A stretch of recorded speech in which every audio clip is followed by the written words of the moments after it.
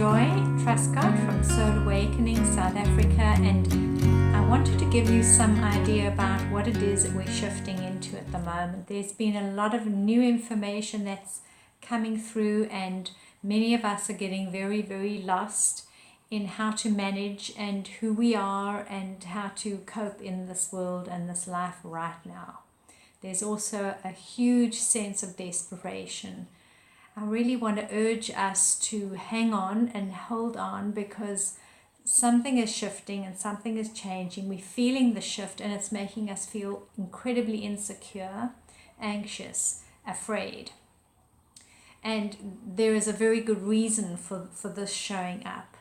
We are defaulting to a system that has held us in awareness for thousands and thousands of years.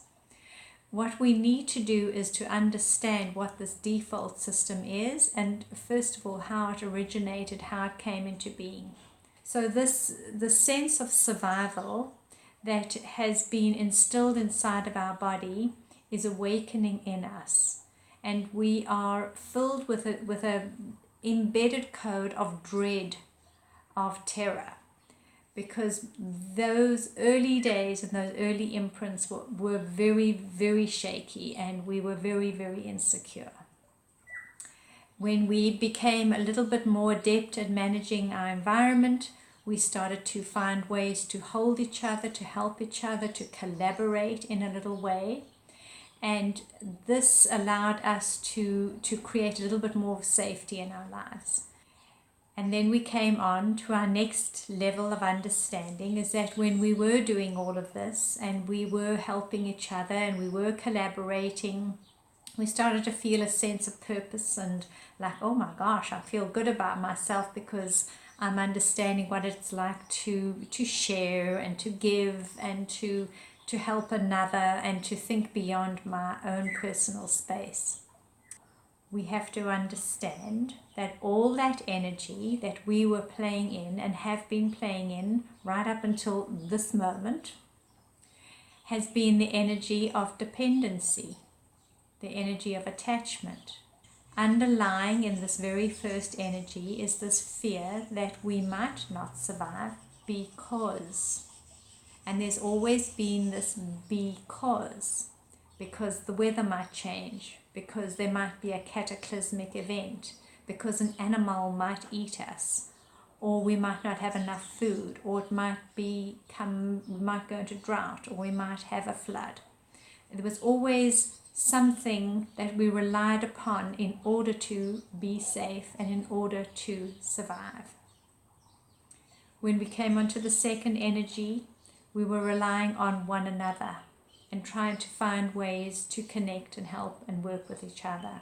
In order for that to work, we had to create rules and structures, conditions.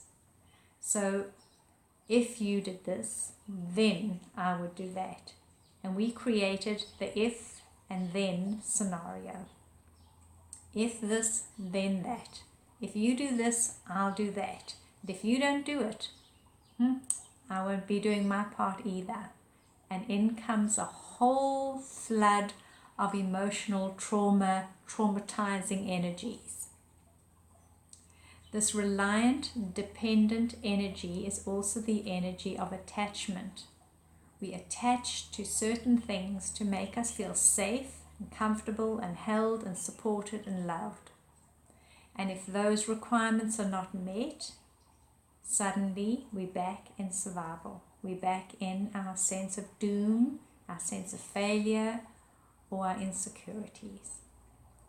So while we are playing this game of life, it is becoming very, very challenging to continue to hold ourselves in an ethical way when there are so many people in the world and so many different energies and an enormous amount of potential for disaster.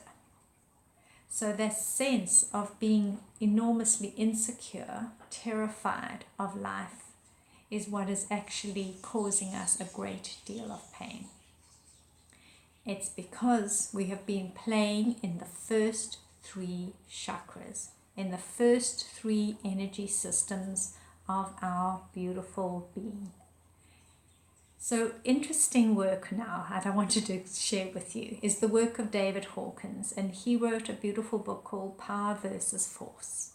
And in this book, he calibrates energy. The lowest frequencies of energies that we are understanding ourselves as holding are the energies of guilt, grief, fear, anger, desire, pride. These are all energies that he calibrates it at under 200. Anything in this low level, he says, is depleting on society. So if any of us are playing in these low level energies, or something in our environment is awakening this terror or this fear or this sense of doom or loom or foreboding, then we are immediately inside of fear, or we might be inside of grief, or we might be inside of anger. This world doesn't support me. I don't know what to do. Who can I trust? Where do I go? Where is it safe for me to be? How can I be all that I want to be?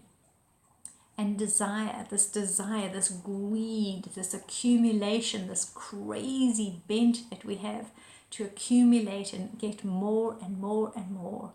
It's so that we can feel through the outer stuff that we have created or claimed something or managed to achieve something. It's all got to do with validation. I've got this, so look how fabulous I am. You haven't got that, well, sorry for you, but look how great I am. There's so much of this crazy energy going around, and we are getting trapped inside of these very, very low frequencies. And what it's doing, it's depleting not only our own energy resources, but it's depleting from humanity. And the more people who resonate and play in this energy, the worse it gets. Until we get to a point where we literally feel like we are drowning inside of these very depressive, very low energy frequencies.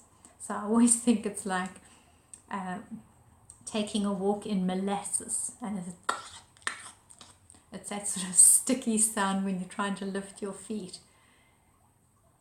No good.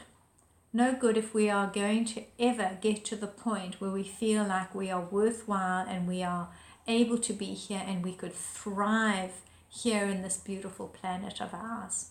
My awareness is dropped into a lower energy frequency and terror sets in. Then I stop thinking and I step right into my limbic system of my brain, which is wired for survival. My instinctive being knows how to survive by fighting back, fleeing or fainting, pretending I'm dead already. And that fleeing feeling sometimes is also interpreted as a deep sense of depression, a loneliness inside of people's energy fields.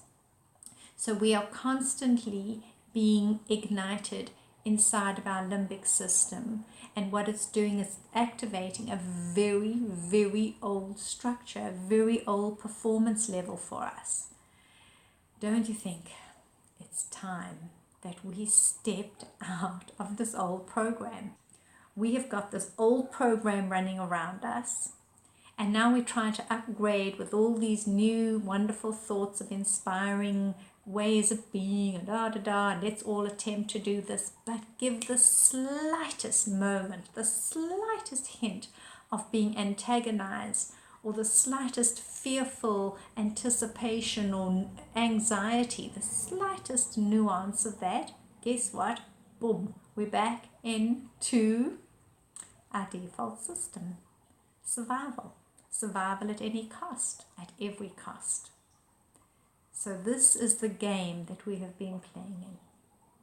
How do we get out of it? And where do we go next? Where are we to go now as a species?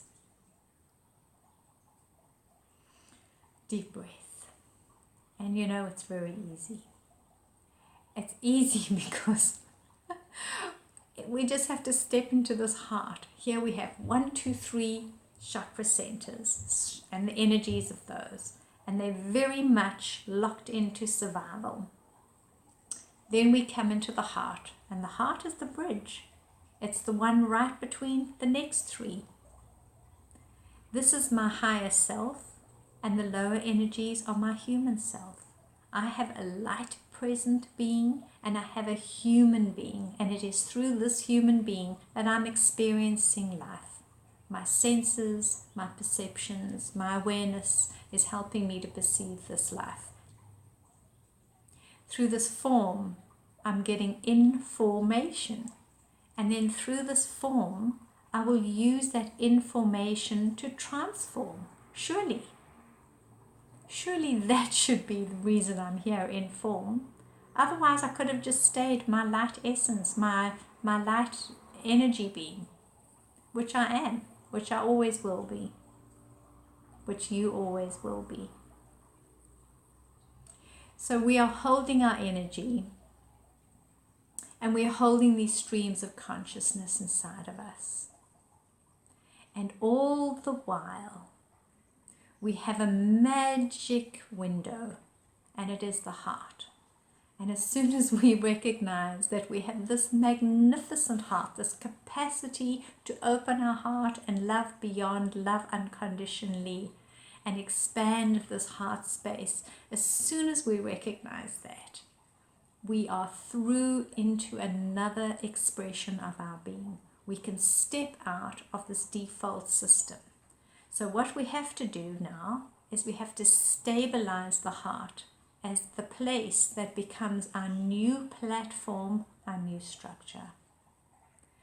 And the way to do that is to recondition every thought we have and to process it in a different way.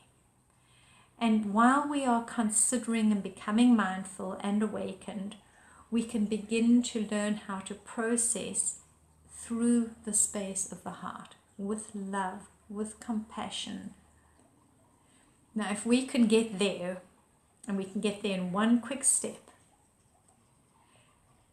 and we can hold that energy 500 around the heart, we will be right into the higher frequencies of our being. That means that we can literally become a new program.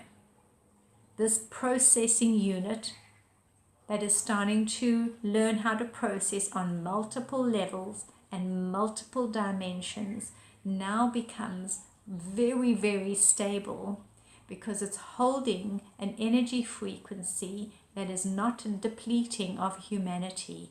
It is actually giving back into humanity, and it's helping the whole conscious consensus reality, that conscious reality, that piece that says this is who we are now, and enough of us do it, it's going to click in, and we're going to get this right. And we've got not much more time. We've got to hurry up and do this. Because if we don't do it, Mother Earth's just going to say, oh gosh, I don't know how much longer I can hold you guys. You've got to get smart, and you've got to get smart quickly. Just look at nature. Look at the balance. Look at the beauty in nature. Look at the resiliency and the abundance. There is a way of seeing how to thrive through nature. Let's thrive. Let's stop being the victim. Let's stop being, oh, I've got to suffer and life's hard and eventually I'll manage. And oh, this is such old energy. We are tired of being in that energy. We're literally tired. We're exhausted from being in this energy. So this is the good news. Finding the space of the heart, we can do it very quickly.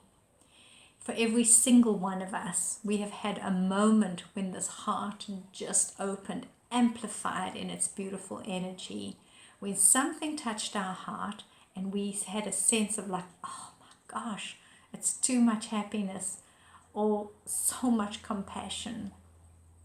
We've had huge events, global events, when this has happened. When Princess Di passed, there was an amazing expansion of the heart space. When the Twin Towers came down, the compassion around the world was immense, absolutely immense. These are cataclysmic events that open up our heart when the tsunamis hit, when great seismic cataclysmic events happen in nature. we open our hearts and we go into those places with so much love and compassion that we didn't even believe we could have this much love and compassion, and yet there it is. We just have to touch it, and there it is, and it awakens because we are the holders of love. We come from pure love, pure light, and we know it. We're just remembering. We need to remember fast. We need to remember. So when we hold the heart space and we then open up our memory, this mind body knows exactly how to hold a memory. It holds memory in our cellular being, in our mental memories, our cognitive space, and our auric space. We have ancestral memory imprints, we have energetic imprints, we have genetic imprints. We are just a big printed being. And all these little imprints are codes, and these codes are helping us to either awaken or to see, awaken or to remember. So we have this encoding in us. I am divinely and uniquely encoded within for my magnificence. Say that to yourself quite a bit.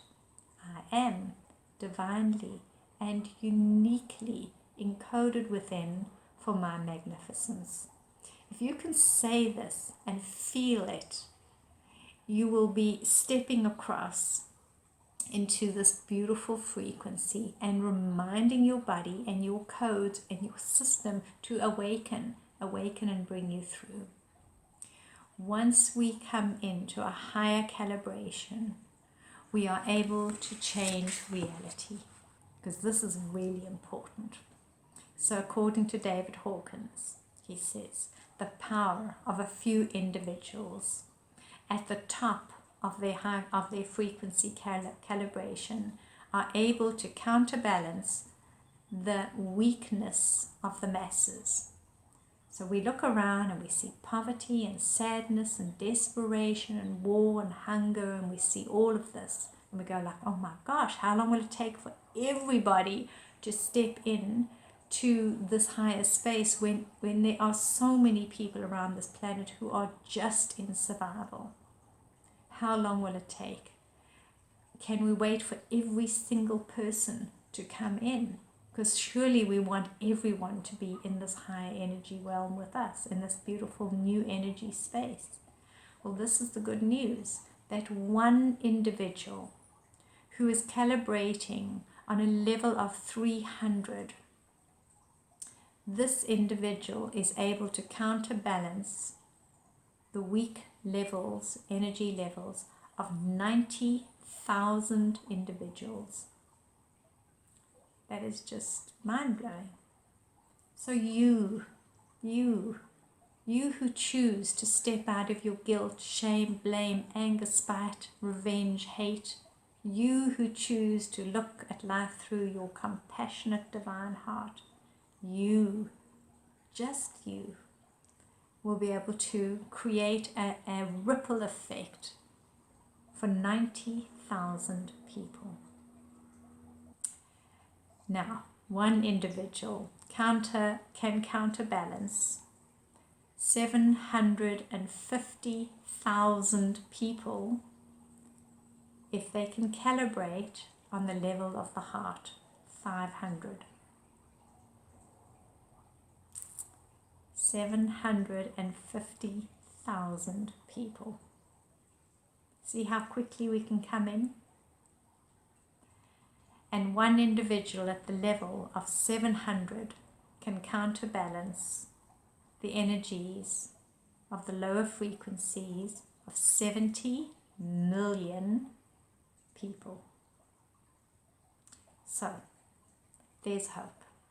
This is the hope. We are magnificent beings of love and light.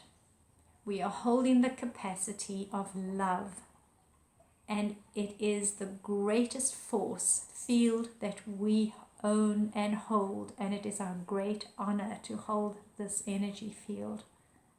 It is the heartbeat of the world, and it is our heartbeat.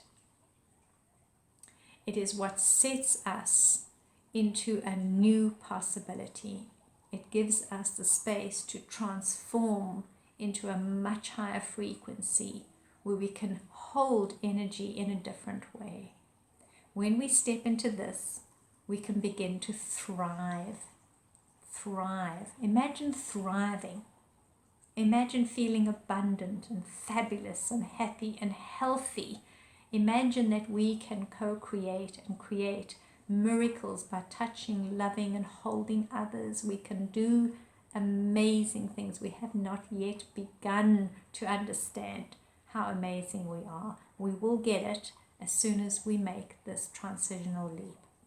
The energy frequency right now is fully supporting our ability to come into this transformation.